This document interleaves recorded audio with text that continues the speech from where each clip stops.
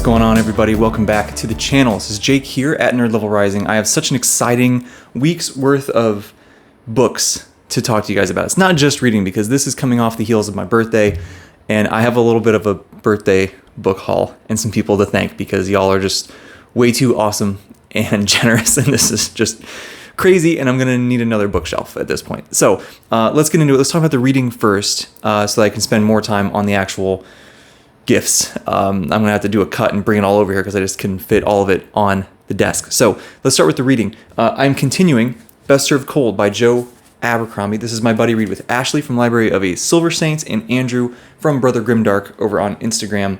We're getting close. We should finish it this week. So I'm excited to wrap this up, see how it ends. I'm enjoying this. I'm enjoying being back in the first law world. It's just been fun, right? We have this, we're calling it Giddy Grimdark, right? And it's just been, just gives you the warm and fuzzies when you see people get brutally assaulted and murdered and tortured and all these horrible things that Joe does to his characters. But there's just such a layer of fun there also, right? This is butting up right against my upper limit of humor. I'm going to be honest, right? This is right there at the upper limit.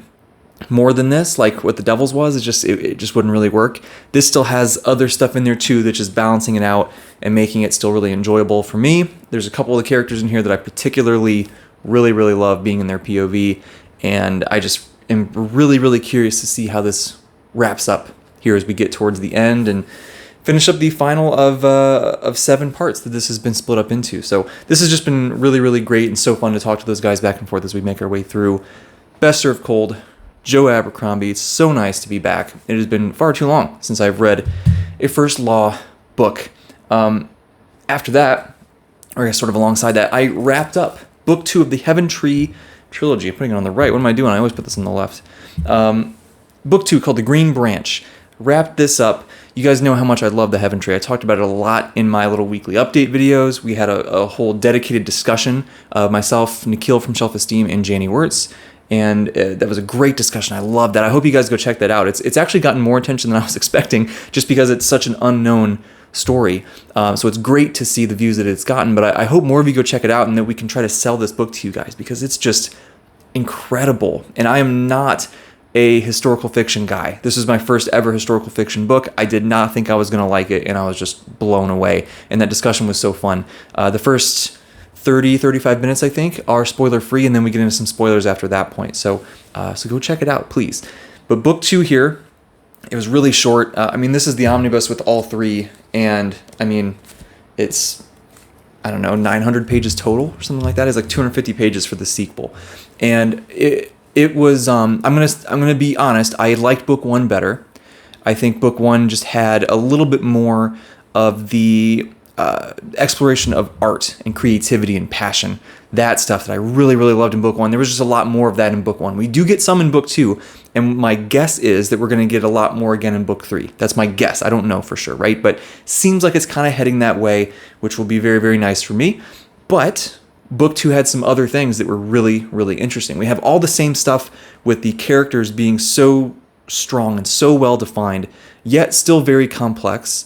And every one of their actions, all of their reactions, all of their emotions make perfect sense within that character, right? Everybody's very internally consistent, and every step along the way is so inevitable. Yet again, just like book 1, there is no other way that this could have ended, right? It's just everything makes such perfect sense. Somehow it's still kind of surprising, but everything is just... inevitable is the best word I can think of, right? It just is so strong in that way. And the character voices are really strong. We follow it was a perfect continuation of a story that we're following from book 1, but still offers a lot of different things. So this was really great. I definitely am a fan. Like I said, I still like book 1 better, but I'm excited to get into book 3, and I think the plan will be to probably knock that out sometime next month, so we can look forward to that and see how this whole trilogy wraps up, and I can officially have my first historical fiction series under my belt, which will be kind of cool. So that was great. I've done some ebook reading as well. I finished the last story in the Tales of the Sun Eater Volume 4, the fourth short story collection from Christopher Ruocchio in his Sun Eater universe. And last week I mentioned that I had read all but one, and they were all just fantastic. The one that I had left over was called The Fangs of Oanos, that is relatively well known in the Sun Eater community for being really good, right? And so I was really excited to read it. It's like 100 pages long on ebook, so it's one of the longer ones. It was awesome, you guys. It was so good. I'm so excited for Shadows Upon Time. Christopher's writing just speaks to me on a level that very few other writers do. The story speaks to me on a level that very few other stories do. Hadrian in particular is a character that, like, it just, it's really hard for me to describe how much Sun Eater means to me. And so it's just been great to get through that last story, and I now officially have read everything Sun Eater related, and there will be no new Sun Eater content until Shadows Upon Time here in a few months, and then from there, it's going to be a long time, right? Which just means we're going to have to reread it, because the story will always be there. I know Christopher has talked about he has more stories, more books planned in that universe eventually in the future, but he's going to go do something else first. Sounds like a fantasy that may or may not be related to the short stories that he has written, which is a perfect segue into some other reading that I've been doing, which is those adaman short stories. The Songs of Rock is what it's sort of being called as a sequence or a series of these short stories that focus on adaman. It's sort of like this warrior journeyman with a very mysterious past we just have 4 short stories so far. We're sort of just going out on these missions, right? And it feels very sword and sorcery. One of the stories has a lot of Berserk influence that you can really, really see, which is just awesome as a huge Berserk fan, right? And it's cool to see Christopher continue to sort of play with some of those ideas in his writing like he did in Sun Eater. And I've read 3 of them, right? So there's the Barrow King, which is the first one that you can read for free on, I'm forgetting the name of the Substack where you can read that for free, but I'll find it and link it here in the description. You can read that for free. The other 3 you got to get on Christopher's Patreon, where you can get, number 2 is the Shrine of Lost Stars. This is the one that I saw a lot of Berserk influence that I really, really, really liked. So that was really great. And then the third one is the Pilgrim Road. Awesome story. Loved that one as well. That one got pretty dark too. And then the fourth one is, I believe, The Wages of Sin, I believe is what it's called. I haven't read that one yet. It's my last one. So I'm going to get through that one here this week. And then I'll officially be fresh out of all Christopher Ruocchio writing. So I don't know what I'm going to do with myself in the meantime until I get more.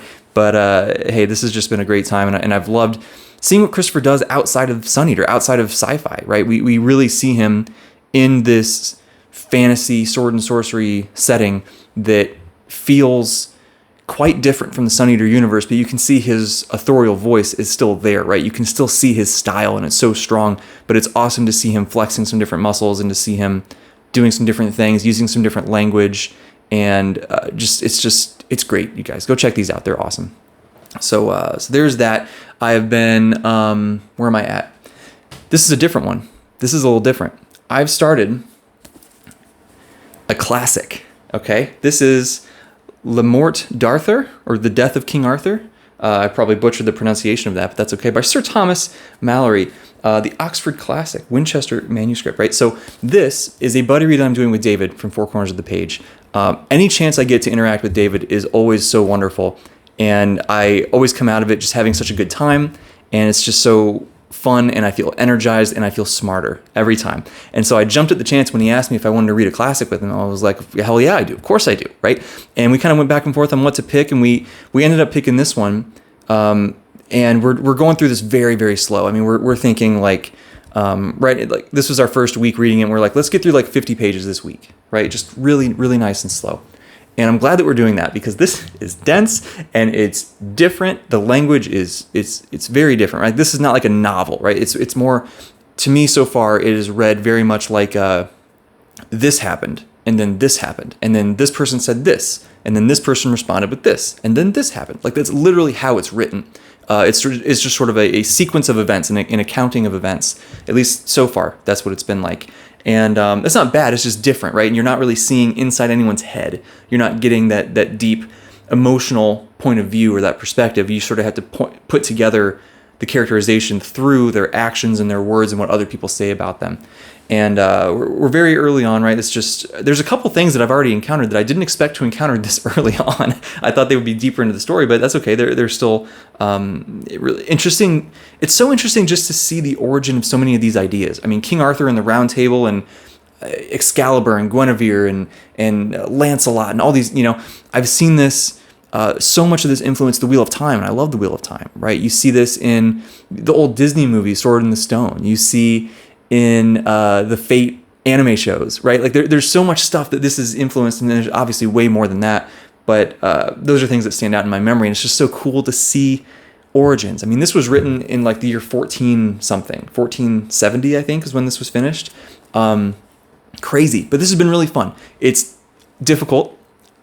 It feels kind of like studying in a way, but not in a bad way, right? It feels like I'm going to come out of this experience with not just more knowledge and more context around some of the foundational storytelling that's out there, but just a deeper appreciation and a better, some of those stronger muscles from which to analyze a story, right? And I'm really looking forward to that. You guys know I love just getting on here and gushing about how excited I am and how much I love something and what it means to me. It's just, but I also am really loving getting deeper and deeper into learning how to analyze things and a little bit more intellectual approach towards things. I love that blend. I think this is really gonna help me. So Death of King Arthur alongside David over at Four Corners of the Page. Really, really good time with that. And then I am now 2 days into starting book 3 of Thomas Covenant. This is The Power That Preserves. This is the final book in this first trilogy. And I think I'm about almost 100 pages in. So I'm about a fifth of the way or so through this. It's almost 500 pages long. Absolutely loving how this is starting. Okay, so Lord Fowl's Bane, book 1, I liked a lot. Book 2, Ill-Earth War, I thought was 5 times better. It was just awesome.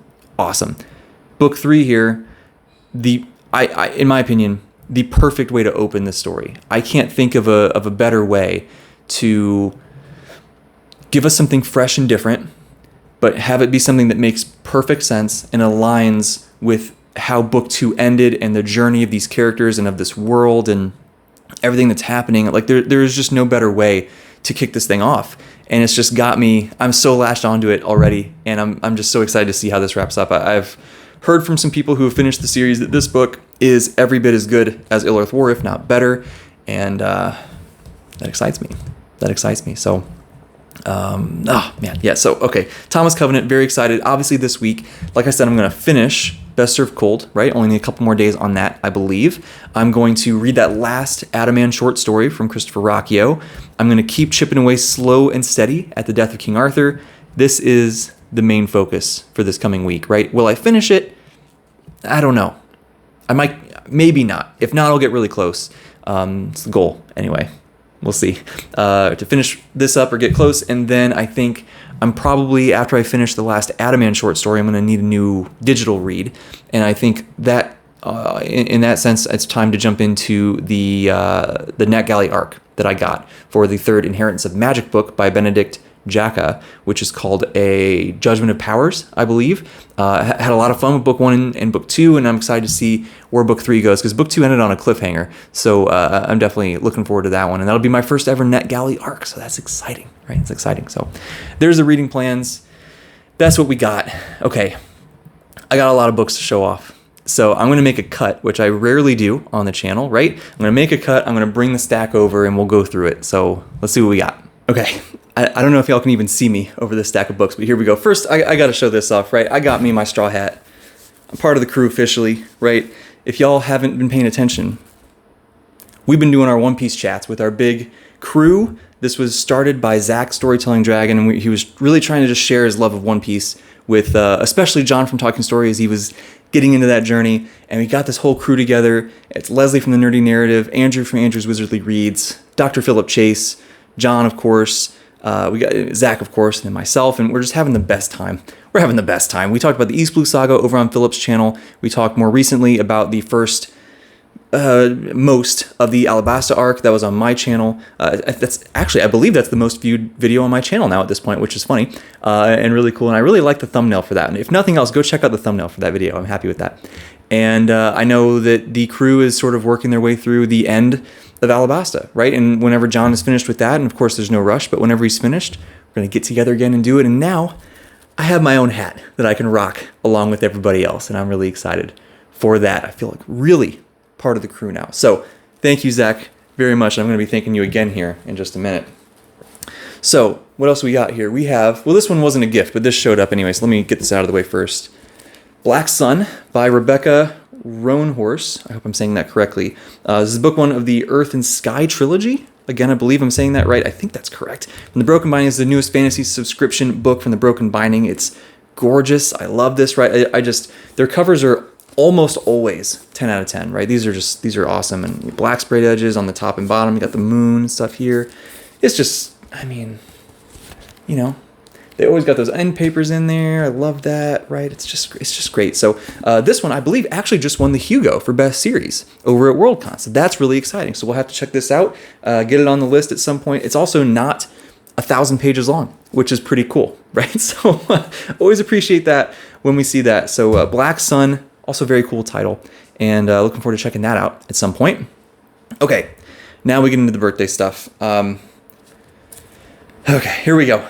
This is from V, who is a member of our Discord. If you're not in the Discord already, go check that out. It's in the description, right? Join the Discord, hang out with us there. We have an awesome time. It's growing all the time. We're having so much conversation. It's crazy how much it has popped off. So thanks to everybody who's in there, and go join it if you are not. It is, of course, free to join and get in there. She sent me Hyperion and the Fall of Hyperion. I'm so excited for these. Hyperion is one of, if not the most glaring holes in my sci-fi reading. And it's just one of those that I have to get to at some point. And I just keep putting it off. I think just because I know I'm going to love it, right? And I just keep kicking it down the road. And I'm so happy to have these on my shelf now because, one, I really wanted this edition of Hyperion because I just love the cover. And I love this cover too, actually, right? Like this older style, I just love to death. And I know a lot of people say that Hyperion is by far the best. Maybe The Fall of Hyperion is still worth reading, but then after that, they generally say to stop. So I don't know. We're going to see, right? If I really, really love these, I'll probably read the Endymion books as well, even going in knowing that it's not as legendary. And a lot of people are like, I don't know. But I'm so excited. I'm so excited to check these out. So thank you, Vise, thank you so much for sending me these. This is just awesome and will help me check something off of my sci-fi bucket list that is long overdue, shall we say. So that's awesome. I've been reading Best Served Cold, right? Well, my long-lost sister and new best friend Ashley sent me The Heroes. So I'm ready to rock whenever I'm able to make the time to jump back into this. You know, I have a lot of buddy reads lined up. I got a lot of my time is committed to that stuff already here over these next few months. But man, having a great time with Best Served Cold. I know I'm going to have a great time with this. And I got the just lovely UK cover. It's going to match my other editions. And that's just so awesome.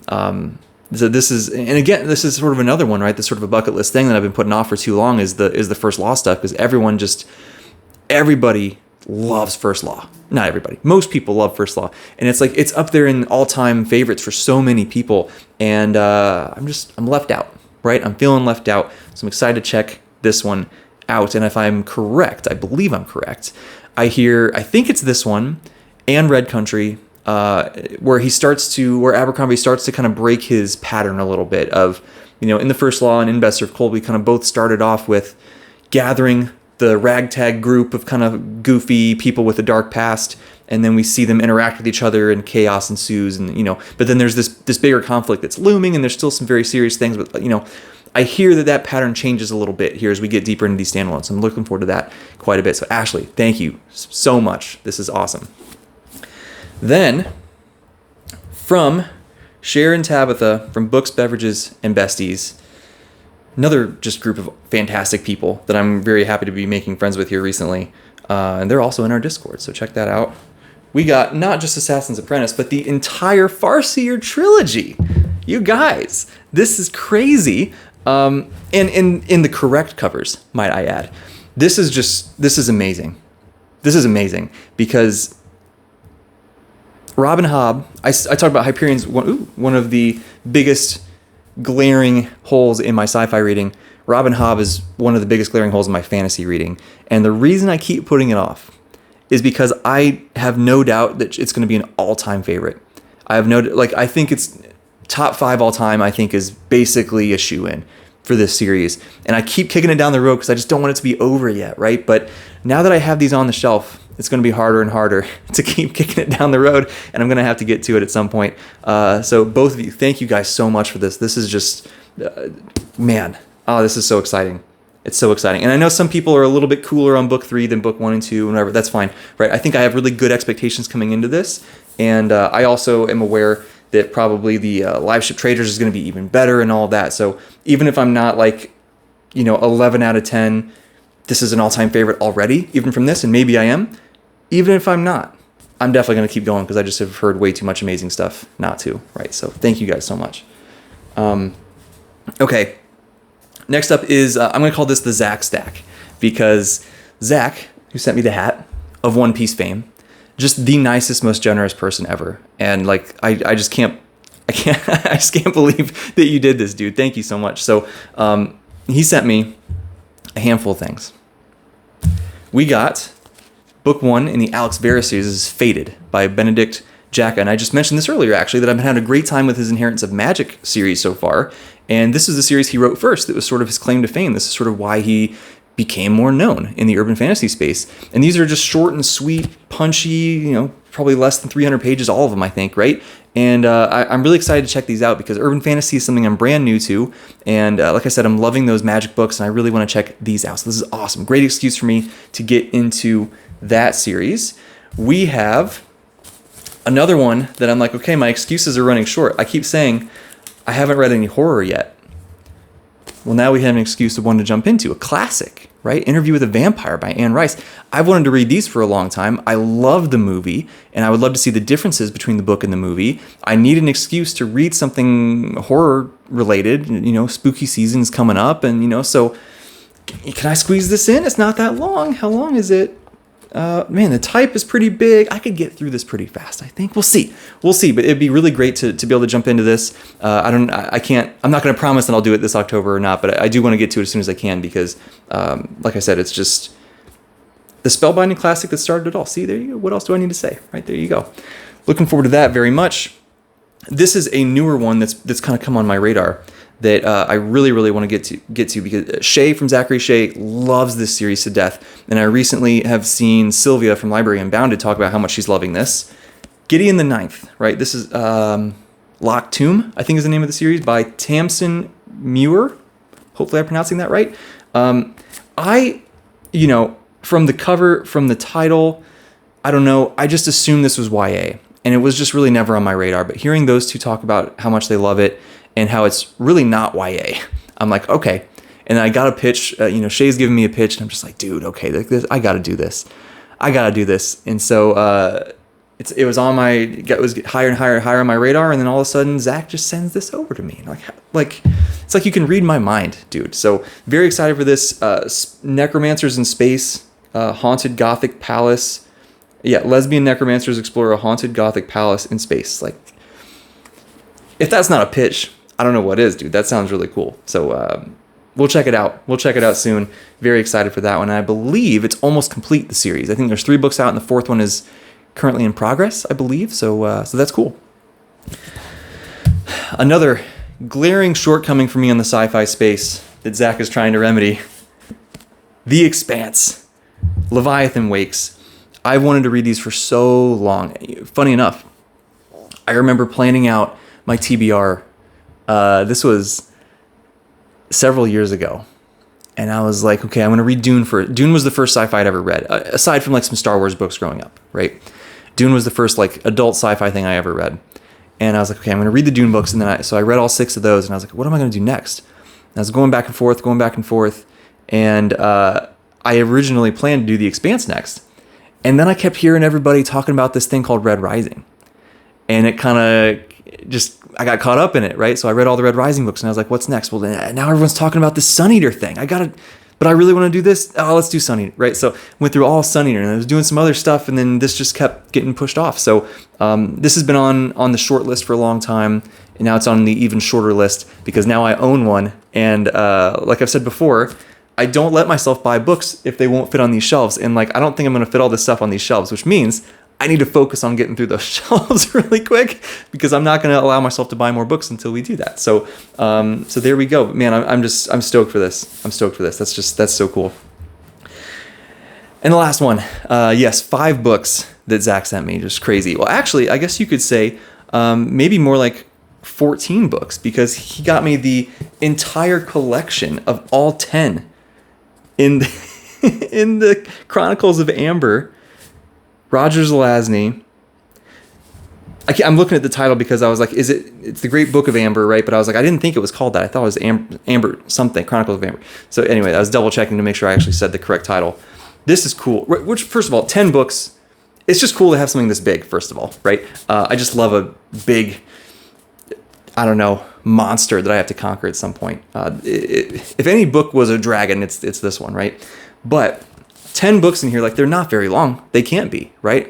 100 pages, 200 pages, they can't be that long. So these can be really short, sweet little palate cleanser type things maybe that I can just kind of slowly get through these. And I know this is legendary. I know that people have talked about this in a similar breath to like legends and giants of the genre. And so I'm really, really looking forward to these. I mentioned this, I can't remember what decade it was, but I mentioned this in one of my like decade books I want to read videos that I really wanted to check this out. And now we have it, right? So, oh man, so cool. I'm actually curious on when these were, if I can find this super quickly. 70s, I think this started. Yeah, 1970. Yeah, man, so awesome. That's awesome. Okay. Last thing. This is from everybody. Zach, and thank you so much again, dude.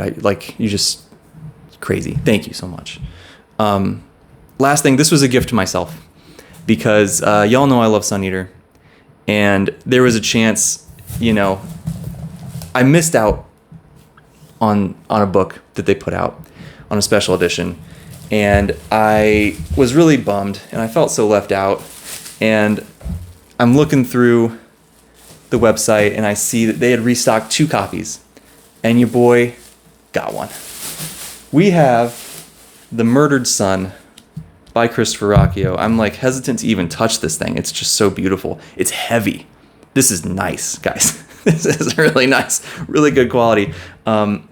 First of all, Kieran Yanner can do no wrong. I love Kieran's artwork.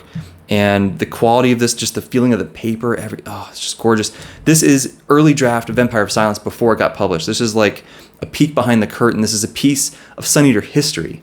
And I'm so excited to have it. It's just so, so, so great. And oh man, this is just awesome. So we got a map of the Silent Empire there. We've got, of course, numbered and signed edition. I think there's a little art print in here too somewhere, right? Yeah. We got I don't know if you can see this, High Matter Blade art print. Just fantastic. And I'm so happy that I have this. It's going to be fantastic on my shelf. I can't wait to read it. I think my plan is on a Sun Eater reread. I think I'm going to do this first and then do Empire of Silence so that I can directly compare the differences between them. I think that'd be really, really fun. And so, just what a great addition to the Sun Eater collection. And now the only thing I'm missing are the Anderida short story collections and the Diamond edition of Empire of Silence. And then I'll have everything, right? So definitely want those. Well, at least I'll have everything that's like hardcover and nice, right? So I guess I don't have the main... the sort of commercial release paperbacks of the novellas. I guess I don't have those, but those aren't that hard to obtain, right? But these are holy grails, right? So very excited. Birthday book haul, man, so much. I'm like sweating because I'm picking up all these books. There's so many. It's a workout. Thank you so much, everybody. All the birthday wishes, all the love, all the good vibes I got. Of course, the gifts, but right, but like just thank you so much. Thank you so much. Okay, I should probably about wrap this up because this video is getting super long. I'm trying to think. I think live streams is the last thing here that I really had to talk about. There will be a video as you're watching this. It should be tonight here, this Monday, this evening. The video discussion of By Blood, by Salt over on Noelle D's channel, right? It was her, myself, Tom Orange, Chance Dillon, and the author J.L. Odom all got together to talk about her book. We spent the first half or so of the video, totally spoiler free, talking about her writing process and her background a little bit in the book in a spoiler free way. Then we got into some spoilers by the end, and it was just awesome, right? J.L. Odom is super, super cool, so nice, so generous with her time and her insights of the writing process. It was awesome and so fun to hang with all those people and talk about a great story. So go check that out over on Noelle D's channel. We also have the video dropped, the Malazan Hot Takes video with myself, Aaron, Rid, Alex from Books with Banks, and of course hosted by David from Four Corners of the Page. That all these people will be tagged in the description, of course, but go check out all their channels if you haven't already. They're all just awesome. And I had actually never met Rid or Aaron before, and they were both just fantastic and so fun to talk to. Really, really smart, really insightful, really fun. And man, what a great discussion that was, to be able to get in there and throw out our hot takes about Malazan. It is spoilers for the Book of the Fallen, and I guess maybe light spoilers for The God Is Not Willing. We don't really get too deep into that one, but some really light stuff. But Book of the Fallen is very, very spoiled. So if you haven't read those 10, probably don't watch it, unfortunately. Or just watch it and, whatever. But if you don't mind those spoilers, go watch that video. It was awesome. So much fun. And David, this is actually the third Malazan Hot Takes video that David has done, and all of them have been so great. So go watch all of them. They're just, man, awesome. We also, coming up pretty soon, should have the spoiler discussion between myself and Shay over. This will be on his channel, where we talked about War Host of Vastmark, here, book 3 in the Wars of Light and Shadow, as we're sort of catching back up to our reading of the series and getting these spoiler discussions out. So you guys know I love I love the series, right? I love those big group discussions that we're doing with the huge Talking Story group and just all those people. It's fantastic, man. It's so much fun. But it's also really fun to have that just one-on-one with me and Shay, who are both just head over heels in love with the series, and we can just get so many more thoughts out as well, right? And there can't be enough discussions about these. You know what I mean? Like, you could have I just myself could sit here and just spew my thoughts for hours and hours and hours about every book, right? It's so hard to get everything out there, and so more discussions is always helpful, and I hope you guys go check that one out. Again, that'll be over on Shay's channel whenever that is ready to rock. It should be pretty soon, I think. And then we'll continue those as we keep going through the series, so that'll be really fun. Last thing, announcement for a live stream here on the channel on next Saturday the 30th. This will be at 11 a.m. Eastern Time, NLR together with Red from Red's Reading Cafe. I was a guest on his channel recently, had the best time talking to him, and I was like, man, we got to get you on my channel too.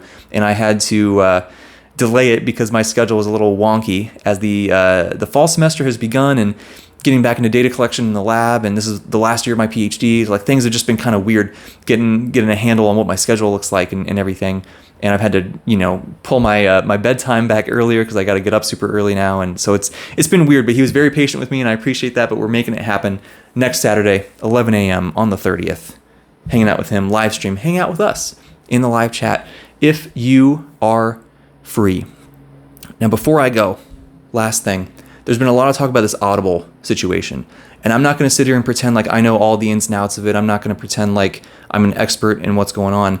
But from watching Daniel Green's video, which was fantastic and in a lot of depth, watching some other videos from some other people, Tom Orange had a great video, Talking Story had a great video. There's been a bunch. Chance Dillon talked about it in one of his weekly updates recently. And the situation is seeming really not cool towards how authors can get their royalties. And it seems especially bad for smaller authors who are trying to get their careers off the ground and are kind of stuck between a rock and a hard place, right? Where the platform of Audible and Amazon is just so powerful and such a great way to get their name out there.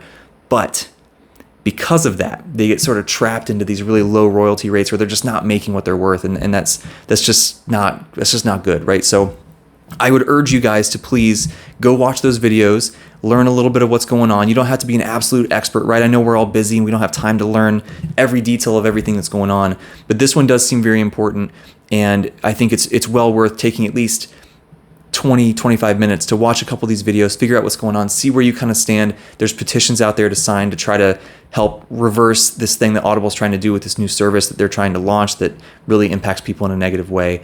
And so I'll link that petition in my description, but it's also there in a bunch of other people's who have discussed this.